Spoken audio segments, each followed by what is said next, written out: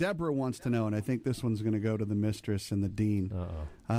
FHA requires signed bylaws for my condo complex to be approved. I'm assuming she's on the buyer side. The board of directors won't sign them. What can I do?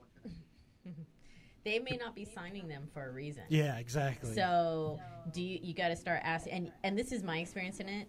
It sounds like she may be trying to either try to get it FHA approved.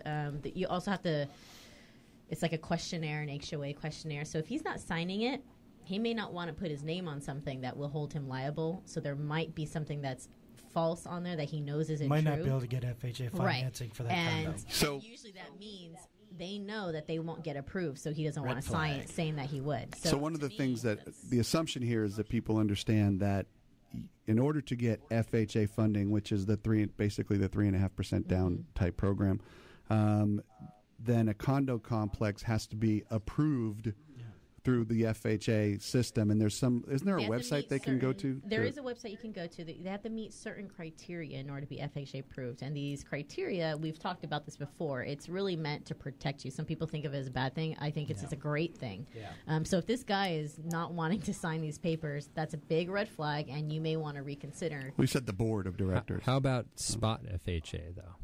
What's that? I don't see those anymore. What's a spot FHA? Yeah, spot approval. They don't do spot approvals anymore. You don't do that. You're looking at least 45 days. Yeah, you can get an attorney involved and do a special approval and things like that. Because remember, when you're buying it, because when you're buying a condominium, you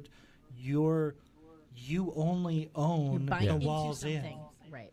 And then you have partial ownership with all these other people of all of the rest, all the common areas of the ground. So what the lender's concerned about is mismanagement of the funds that are collected, and not the community as a whole.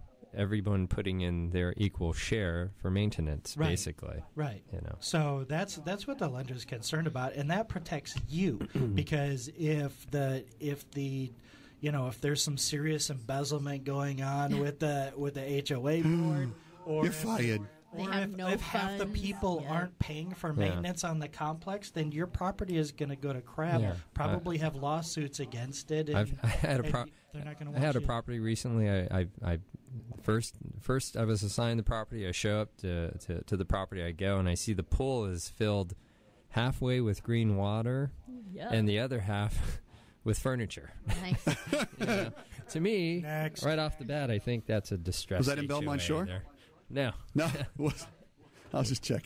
Was that in Redondo Beach? But just walking in there, that kind of tells you how much that community or that HOA cares about, the upkeep and the overall environment. So that's a serious red flag, and she should probably obviously one of those furniture in the pools. One of the things you have to have is whatever these bylaws are signed. Yeah. And so in this case, Debra, if they're not signing it, there's probably something going on there, a little fishy, and you should be taking a look at it. Another one. All right, let's try to get to one more before we move on to the next subject. And again, you guys can send us in your questions by going to keepingitre.com, clicking on your favorite social media outlet, and leaving us a question.